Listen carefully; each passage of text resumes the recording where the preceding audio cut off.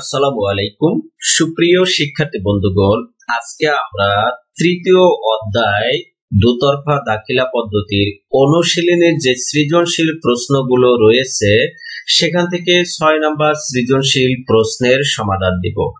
তো আশা রাখি তোমরা ধৈর্য সহকারে এই প্রশ্নটি ভালোভাবে বুঝে সমাধান করার জন্য আমার সাথে থাকবে, কারণ আমি এই প্রশ্নটা একটু বিস্তারিত ভাবে একদম তোমাকে ভেঙ্গে ভেঙ্গে বিস্তারিত ভাবে বোঝানোর চেষ্টা করব, যাতে তোমাদের কাছে হিসাব বিজ্ঞানের অঙ্কগুলো খুব সহজ হয়। সেই প্রত্যাশা নিয়েই আমি শুরু করি। তো চলো শুরু করি। এটি 6 নম্বর সৃজনশীল প্রশ্ন, আর আমি এটা বলে দিচ্ছি, এটি তোমাদের যে আপডেট ভার্সনে বই রয়েছে, আমার আগের ক্লাসগুলো রয়েছে, আগের ক্লাসে যে ভিডিওগুলো দেওয়া আছে সেটা অনেক পুরনো ভিডিও, সেগুলো অনেক কিছু মেলে না, কিছু অ্যামাউন্ট চেঞ্জ হয়ে গেছে, এমন কিছু হয়েছে।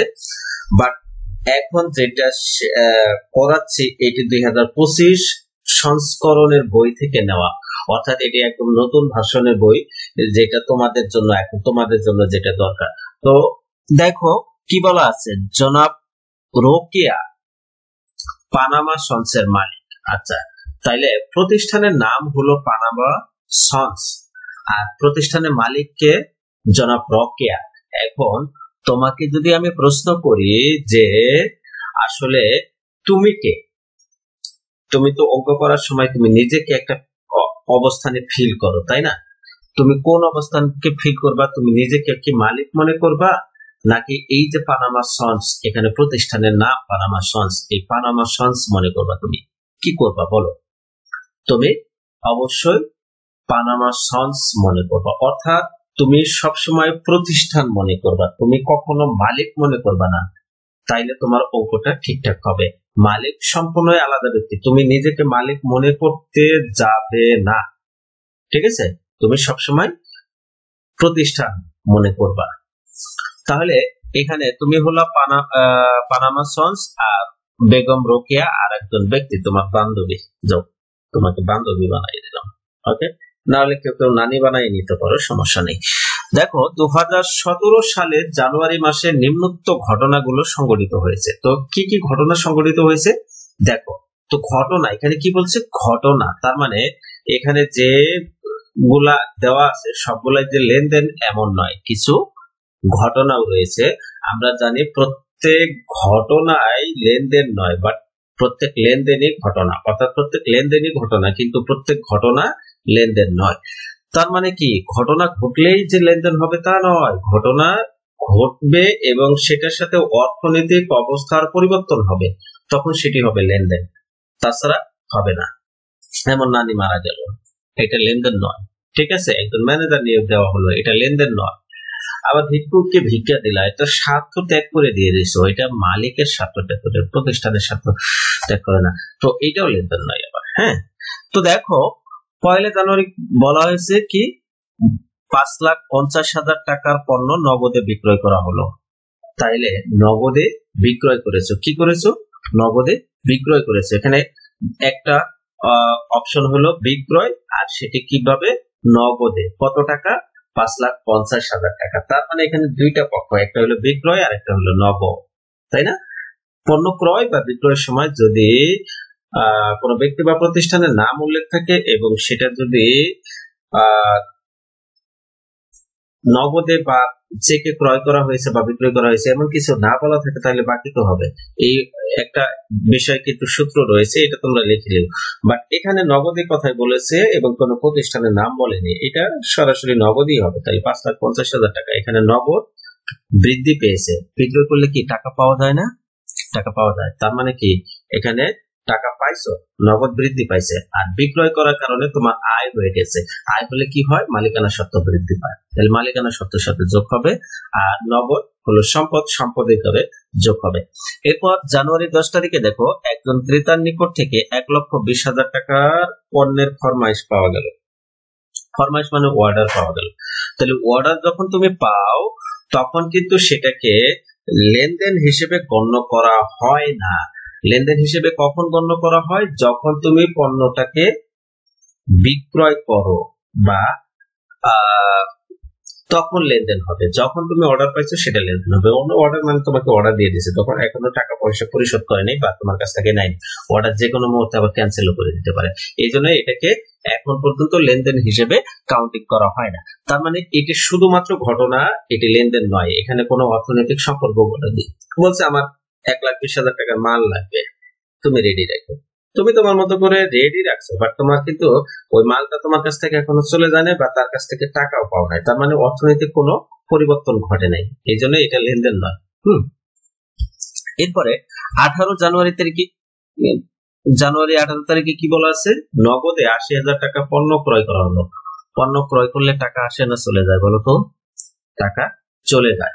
পণ্য ক্রয় করলে টাকা চলে যায়। তাহলে এখানে দুইটা অপশন, কি একটা ক্রয় আর একটি হলো নগদ। তাহলে এখানে নগদ টাকা বাড়ছে না কমছে বলো তো? পণ্য ক্রয় করলে কি টাকা বাড়ে না কমে? হ্যাঁ, পণ্য যখন তুমি পারচেজ করবা তোমাকে তো টাকা দিতে হবে, তার মানে তোমার টাকা কমে যাবে। হ্যাঁ, তার মানে নগদ টাকা এখানে কমে গেছে, আর পণ্য ক্রয় করার কারণে একটা ব্যয় হয়ে গেছে। কি হয়েছে? ব্যয়। ব্যয় হলে কি হয়? মালিকানা সত্ত্ব হ্রাস পায়। তাহলে মালিকানা সত্ত্বে হ্রাস পাবে এখানে। এরপরে জানুয়ারি 22 তারিখে দেখো, ফরমাইশ অনুযায়ী ক্রেতাকে পণ্য সরবরাহের বিল তৈরি করা হলো 10,000 টাকা। তাইলে ফরমাইশ দিচ্ছে, ওকে, একটা ক্রেতা একটা অর্ডার দিয়ে দিছিল, সেই অর্ডার অনুযায়ী পণ্যটা তাকে পাঠিয়ে দিছো এবং একটা বিল তৈরি করে দিছো। তার মানে এটা লেনদেন। হ্যাঁ, কারণ অর্ডার কাটছো, অর্ডার কেটে অর্ডার অনুযায়ী সেটা পণ্য দিয়ে দিছো। পণ্য যখন তোমার প্রতিষ্ঠান থেকে বের করে তার উদ্দেশ্যে যখন দিয়ে দিবা, তখনই সেটা লেনদেন হয়ে যাবে। তার মানে এই 10,000 টাকার বিল তৈরি করেছো, টাকাটা এখনো পাও নাই। বিল তৈরি করা মানে কি? টাকাটা এখনো পাওনি দেখে একটু বিল তৈরি করছো। টাকা যদি পাইতো তাহলে বিল তৈরি করতো না। তাহলে এখানে কি এই 10,000 টাকা এটা বিল তৈরি হয়ে গেছে, তার জন্য তার কাছ থেকে টাকা পাবে এই মর্মে বিল তৈরি হয়ে গেছে। ওকে, তার মানে কারো কাছ থেকে টাকা পাবো এরকম মনে হলে কি হবে? সেটি দেনাদার। তাহলে দেনাদার কি? সম্পদ। তার মানে সম্পদ 10,000 টাকা বৃদ্ধি পেয়েছে। আর যেহেতু ক্রেতা একটা অর্ডার দিয়েছিল মাল ক্রয় করার জন্য, তার মানে কি তোমার কাছ থেকে ক্রয় করবে, তাই তোমার কি এটা তোমার বিক্রয়, তাই না? ক্রেতা যখন তোমার কাছ থেকে নিচ্ছে, ক্রেতার কাছে হলো সে হলো ক্রয়, আর তোমার কাছ থেকে যখন নিচ্ছে, তুমি যখন ক্রেতাকে দিচ্ছ অর্থাৎ তখন বিক্রয় করছো, তোমার পক্ষে এটা বিক্রয়। তাহলে তুমি এটা বিক্রয় করেছো। এখানে বিক্রয় হলো আয়, আয় হলে মালিকানা সত্ত্ব বৃদ্ধি পায়। তাহলে সম্পদ বৃদ্ধি পেয়েছে, মালিকানা সত্ত্ব বৃদ্ধি পেয়েছে। এরপরে জানুয়ারি 25 তারিখে বলা আছে, দেখো মালিক ব্যবসায়ীর জন্য 90,000 টাকা অতিরিক্ত মূলধন আনেন। ওকে, রোকেয়ার আরো টাকা বেড়ে গেছে। ঠিক আছে, আমাদের কে কাবিলার গার্লফ্রেন্ড না, নোয়াখালী কাবিলার গার্লফ্রেন্ড। ব্যাচেলর পয়েন্ট যারা দেখো তারা কিন্তু এটা বুঝতে পারবা যে রোকেয়া কে, কাবিলার গার্লফ্রেন্ড, নোয়াখালীতে থাকে, তাই না? তো এই কাবিলার গার্লফ্রেন্ড আরো কি করলো? সে তো মডেলিং করে, আমরা জানি যে হ্যাঁ, সে মডেলিং করে হয়তো আরো 90,000 টাকা পাইছে, জমাইতে পারছে, সেটা ব্যবসায় ইনভেস্ট করছে। তার মানে কি? মূলধন হিসেবে দিছে। তো এই ক্ষেত্রে তুমি কিন্তু পানামা সন্স, তুমি পানামা সন্স হিসেবে কি পাইলা? টাকা পাইলা, নগদ টাকা পাইলা। তাহলে এখানে তোমার নগদ টাকা বৃদ্ধি পেয়েছে। আর রোকেয়া তার শর্তে সে তার মালিকানায় আরো 90,000 টাকা দিয়ে দিল, তার মালিকানাও বৃদ্ধি পেল 90,000 টাকা। তার মানে কি? এখানে মূলধন বৃদ্ধি পেয়েছে 90,000 টাকা আর নগদ টাকা বৃদ্ধি পেয়েছে 90,000। এরপর জানুয়ারি 30 তারিখে কি বলা আছে? অতীতের পাওনা বাবদ 1,10,000 টাকা নগদে পাওয়া গেল। তাহলে নগদে পাইছো মানে নগদ টাকা বৃদ্ধি পেয়েছে। তার মানে কি? নগদ সম্পদ বৃদ্ধি পেয়েছে। আর অতীতের পাওনা মানে কারো কাছ থেকে পাবে, সে কে? দেনাদার। তাহলে দেনাদারের কাছ থেকে পাইছো। কার কাছ থেকে পেয়েছো? দেনাদারের কাছ থেকে। ওই যে 1,20,000 টাকার ফরমাইশ যে নিছিল, অর্ডার নিছিল, সেখান থেকে 10,000 টাকা বিল দিয়ে দিছিল, আর বাকি 1,10,000 টাকা বাকি ছিল এখানে।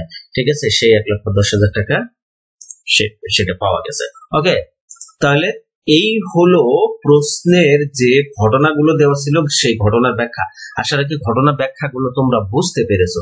এখন যদি তোমাকে প্রশ্ন করা হয়, তাহলে প্রশ্নের অ্যান্সার গুলো আমার মনে হয় তোমরা নিজেরাই পারবে, কারণ তোমরা অনেক এক্সপার্ট, তোমরা আমার চেয়ে অনেক বেশি ভালো পারো। যদি ব্যাখ্যাগুলো একটু ভালোভাবে তোমাদেরকে দেখায় দেওয়া, তোমাদেরকে ধরাই দিয়েছে, এখন তো পারার কথা। কি বলা আছে দেখো, ক নম্বর প্রশ্নে, লেনদেন নয় এমন ঘটনাগুলো মোট টাকার পরিমাণ নির্ণয় করো। পারবা না এটা? বলো। যদি না পারো তাহলে তোমার নাকশা যাবে সৌরজগতে। কোথায় যাবে? সৌরজগতে। এটা না পারলে, কারণ আমি ঘটনাগুলো ব্যাখ্যা করে দিছি, এখানে একটাই লেনদেন নয় এমন ঘটনা রয়েছে। কোনটা? এই যে ফরমাইশ পাওয়া গেল যেটা, এটা জানুয়ারি 10 তারিখে, এই লেনদেন, এই ঘটনাটাই লেনদেন নয়। তাইলে কিভাবে করব? দেখো, লেনদেন নয় এমন ঘটনাগুলো মোট টাকার পরিমাণ নির্ণয় করো। সব কাটবো, তারিখ, বিবরণ, টাকা, টাকা। তাইলে কি কি বিবরণের তারিখে ধরে আছে? 2017 সালে জানুয়ারি 10 তারিখে। ওকে, কি বলা আছে? পণ্য ক্রয়ের ফরমাইশ পাওয়া গেল। পণ্য ক্রয়ের ফরমাইশ পাওয়া গেল কত টাকা? 1,20,000 টাকা। তাইলে একটাই রয়েছে টাকার ঘরে 1,20,000 টাকা। সেকেন্ড কলামে লিখে আমরা কি করে দেবো? এটা ক্লোজ করে দেবো। ঠিক আছে, আমরা জানি কোনো হিসাব শেষ মানে সেটাকে তার নিচে দুটো আড়াআড়ি টান দিয়ে ক্লোজ করে দিতে হয়। ওকে, এই প্রশ্নটা পেরে গেল। তাহলে খ নম্বর প্রশ্ন আসো, যেসব ঘটনা লেনদেন সেগুলো আধুনিক পদ্ধতিতে কারণ সহ ব্যাখ্যা করো। আধুনিক পদ্ধতি মানে কি? আধুনিক পদ্ধতি হলো এ সমান এল প্লাস ই, এটি হলো আধুনিক পদ্ধতি। অর্থাৎ মোট সম্পদ সমান মোট দায় প্লাস মোট মালিকানা সত্ত্ব। ঠিক আছে, মোট দায় প্লাস মোট মালিকানা সত্ত্ব। তাইলে এইটা, অর্থাৎ এটাই হলো আধুনিক পদ্ধতি। তাইলে এখানে আয় ব্যয় সেটা মালিকানা সত্ত্বের মধ্যে যাবে। বুঝতে পারছো? আর বিশদ বর্ধিত পদ্ধতি বা বিশদ পদ্ধতি যদি বলতো তাহলে ওই যে আয় ব্যয় আলাদা হয়ে যেত। ঠিক আছে, তাহলে যেগুলো লেনদেন, কি কি লেনদেন? জানুয়ারি 1 তারিখে 5,50,000 টাকা নগদে পণ্য বিক্রয়, তাহলে বিক্রয় করছো, নগদে টাকা পেয়েছো, তাহলে নগদ টাকা পাইছো, নগদ টাকা সম্পদ, সম্পদ বৃদ্ধি পেয়েছে। আর কি হয়ে গেছে? কেন বৃদ্ধি পাইলো? বিক্রয় করেছে এই জন্য, তাহলে বিক্রয় হিসাব হবে। তাইলে জানুয়ারি 1 তারিখ লেনদেন, এটা লেনদেন। এখানে লিখতে হবে এ সমান এল প্লাস ই, হিসাব সমীকরণে সম্পদ এ বৃদ্ধি পেয়েছে এবং মালিকানা সত্ত্ব ই বৃদ্ধি পেয়েছে। কারণ সম্পদ কোনটা? নগদ হলো সম্পদ। এরপরে 10 তারিখ তো লেনদেন নয়, তাহলে 10 তারিখ যাবে না, 18 তারিখ যাবে। 18 তারিখ হলো লেনদেন। নগদে 80,000 টাকা পণ্য ক্রয় করা হলো। পণ্য ক্রয় করলে কি হয়? টাকা চলে যায়, তাহলে নগদ টাকা চলে গেছে। নগদ কি? সম্পদ, তাইলে এখানে সম্পদ হ্রাস পেয়েছে। আর পণ্য ক্রয় করছো মানে ব্যয় হয়ে গেছে, ব্যয় হলে কি হয়? মালিকানা সত্ত্ব হ্রাস পায়। তাইলে এই লেনদেনে কি হয়েছে? মালিকানা সত্ত্ব ই হ্রাস পেয়েছে এবং নগদান হিসাব সম্পদ হ্রাস পেয়েছে। তাহলে এটাও লেনদেন। এ সমান এল প্লাস ই, হিসাব সমীকরণে সম্পদ এ ও মালিকানা সত্ত্ব ই হ্রাস পেয়েছে। দুইটাই এ এবং ই হ্রাস পেয়েছে। এরপরে কি 22 তারিখে কি বলা আছে? ফরমাইশ অনুযায়ী ক্রেতাকে পণ্য সরবরাহের বিল দেওয়া হলো। তাহলে বিল দিলাম মানে কি? টাকাটা এখনো পাও নাই, টাকাটা পাবে। তাহলে কারো কাছ থেকে টাকাটা পাবে, সেটি হবে কি? দেনাদার। আর দেনাদার হলো সম্পদ, তাহলে এখানে সম্পদ বৃদ্ধি পেয়েছে। আর কি করেছো? বিক্রয় করেছো, তাহলে বিক্রয় করলে কি হবে? আয় হবে। তাহলে এখানে আয় বৃদ্ধি পেয়েছে মানে মালিকানা সত্ত্ব বৃদ্ধি পেয়েছে, তাহলে ই বৃদ্ধি পেয়েছে। তাহলে এটাও লেনদেন। এ সমান এল প্লাস ই, হিসাব সমীকরণের সম্পদ এ ও মালিকানা সত্ত্ব ই বৃদ্ধি পেয়েছে। ওকে, এরপরে জানুয়ারি 25 তারিখ মালিক ব্যবসার প্রয়োজনের জন্য 90,000 টাকা অতিরিক্ত মূলধন আনলেন। তার মানে নগদ টাকা পাওয়া গেল। নগদ টাকা কি? সম্পদ। আর অতিরিক্ত মূলধন নিয়ে আসলো। মূলধন কি? মালিকানা সত্ত্ব, তাইলে ই। এখানে ই ও বৃদ্ধি পাইলো, এ ও বৃদ্ধি পাইলো। তাইলে এটাও লেনদেন লিখতে হবে। কি লিখতে হবে? এ সমান এল প্লাস ই, হিসাব সমীকরণে সম্পদ এ এবং মালিকানা সত্ত্ব ই বৃদ্ধি পেয়েছে। এরপরে দেখো, অতীতে পাওনা বাবদ 1,10,000 টাকা নগদে পাওয়া গেল। নগদ টাকা পেয়েছো, নগদ টাকা কি? সম্পদ, তাহলে সম্পদ বৃদ্ধি পেয়েছে। কার কাছ থেকে পেয়েছো? দেনাদারের কাছ থেকে। দেনাদারকে সম্পদ, তাহলে দেনাদারও এখানে সম্পদ হ্রাস পেয়েছে। তার মানে একটা সম্পদ বৃদ্ধি পেয়েছে আর একটা সম্পদ হ্রাস পেয়েছে। তাহলে এ সমান এল প্লাস ই, হিসাব সমীকরণে সম্পদ এ হ্রাস পেয়েছে এবং সম্পদ এ বৃদ্ধি পেয়েছে, এভাবে লিখতে পারো। অথবা সম্পদ এ হ্রাস বৃদ্ধি পেয়েছে, অর্থাৎ হ্রাস এবং বৃদ্ধি দুটোই পেয়েছে। ওকে, তাহলে এইটি ছিল খ নম্বর প্রশ্নের সমাধান। এরপরে আসে গ নম্বর প্রশ্ন। গ নম্বর প্রশ্ন কি বলছে? পানামা সঞ্চয়ের হিসাব সমীকরণের পদ্ধতিতে লেনদেন সমূহের কারণ সহ ডেবিট ক্রেডিট নির্ণয় করো। তাহলে কি বলছে? কারণ সহ ডেবিট ক্রেডিট নির্ণয় করতে বলছে। তাহলে এই যে দেখো, এটা কি? 5,50,000 টাকা নগদে বিক্রয়, নগদ টাকা বৃদ্ধি পেয়েছে। তার মানে নগদ টাকা পেয়েছো, তাহলে সম্পদ বৃদ্ধি পাইলে কি হয়? ডেবিট হয়। তাইলে সম্পদ বৃদ্ধি ডেবিট। আর কেন বৃদ্ধি পেল? বিক্রয় কারণে, তাহলে বিক্রয় হিসাব ক্রেডিট। ঠিক আছে, বিক্রয় কি? আয়। আয় হিসাব ক্রেডিট। তাহলে এখানে দেখো নগদান হিসাব ডেবিট, বিক্রয় হিসাব ক্রেডিট 5,50,000 টাকা। এখানে কারণ লিখতে হবে সম্পদ বৃদ্ধি, আর বিক্রয় হলো আয়, আয় বৃদ্ধি পেয়েছে। এখানে তারিখ কলাম গুলো কিন্তু ঠিক এইভাবে দিবা যেভাবে দেওয়া আছে। এরপরে দেখো 18 তারিখে নগদে 80,000 টাকা পণ্য ক্রয় করা হলো। এখানে নগদ টাকা কমে গেছে, নগদ টাকা কমলে কি হবে? সম্পদ কমলে ক্রেডিট হয়, তাহলে নগদান ক্রেডিট হবে। আর পণ্য ক্রয় করছো, ক্রয় করলে কি হয়? ব্যয় হয়, ব্যয় হলে কি হয়? ডেবিট হয়। ঠিক আছে, ব্যয় হলে ডেবিট হয়, ব্যয় বৃদ্ধি পেলে ডেবিট, হ্রাস পেলে ক্রেডিট। তাহলে এখানে ব্যয় বৃদ্ধি পেয়েছে, ডেবিট হবে। একটি কথা বলে দিই, তোমাদের কানে কানে বলে দিই, মনে রাখবা এটা অবশ্যই, কি তোমরা কিন্তু ডেবিট সবসময় আগে লিখবা, ক্রেডিট পরে লিখবা। ডেবিট আগে, ক্রেডিট পরে, ডেবিট আগে, ক্রেডিট পরে, মনে রাখবা এইভাবে কিন্তু। হ্যাঁ, ডেবিট আগে, ক্রেডিট পরে, তার মানে কি অবশ্যই ডেবিট আগে এবং ক্রেডিট পরে লিখতে হবে। তার মানে এখানে কি নগদ টাকা কমে গেছে, নগদ তাহলে কি হবে? নগদ যেহেতু সম্পদ, সম্পদ কমে গেলে ক্রেডিট হয়, তাহলে নগদান হিসেবে ক্রেডিট আগে লিখবো না পরে লিখবো বলো তো? পরে, হ্যাঁ পরে লিখবো। তাহলে ডেবিট কি লিখবো? ক্রয় হিসাব। তাহলে এখানে লিখবো, দেখো ক্রয় হিসাব ডেবিট, নগদান হিসাব ক্রেডিট 80,000 টাকা। এখানে ক্রয় হিসাব কি হলো? ব্যয় বৃদ্ধি পেল, ব্যয় বৃদ্ধি। আর নগদান হিসাব হলো সম্পদ, সম্পদ হ্রাস পেয়েছে। ঠিক আছে, তাহলে সম্পদ হ্রাস। এরপরে দেখো পরেরটা কি বলেছে? ফরমাইশ অনুযায়ী ক্রেতাকে পণ্য সরবরাহের বিল দেওয়া হলো 10,000 টাকা। তাহলে বিল দেওয়া হয়েছে মানে কি তার কাছ থেকে টাকা পাবো, কারো কাছ থেকে টাকা পাবো এরকম মনে হলে দেনাদার হয়, কি হয়? সেটাকে দেনাদার লিখতে হয়। তাহলে দেনাদার হলো সম্পদ, সম্পদ বৃদ্ধি পেয়েছে এখানে। তাহলে দেনাদার হিসাব ডেবিট। কেন বৃদ্ধি পেলো? বিক্রয় করার কারণে, কারণ বিক্রয় হিসাব ক্রেডিট। তাহলে দেনাদার হিসাব ডেবিট, বিক্রয় হিসাব ক্রেডিট। তাহলে বিক্রয় হলো আয়, আয় বৃদ্ধি পেয়েছে। আর দেনাদার হলো সম্পদ, সম্পদ বৃদ্ধি পেয়েছে এখানে। ওকে, এরপরেরটা দেখো 25 তারিখে নগদ 90,000 টাকা ব্যবসায় অতিরিক্ত মূলধন হিসেবে আনলেন। তাহলে নগদ টাকা বৃদ্ধি পেল, নগদ কি? সম্পদ, তাহলে সম্পদ বৃদ্ধি পেয়েছে। তাহলে সম্পদ বৃদ্ধি পেলে কি হয়? ডেবিট হয়, তাহলে নগদান হিসেব ডেবিট। আর কেন বৃদ্ধি পেল? অতিরিক্ত মূলধন হিসেবে আনলো, তাহলে মালিকানা সত্ত্ব বৃদ্ধি পেয়েছে। মালিকানা সত্ত্ব বৃদ্ধি পেলে কি হয়? মূলধন হিসেব ক্রেডিট হয়। তাহলে এখানে মূলধন হিসেব ক্রেডিট লিখবো।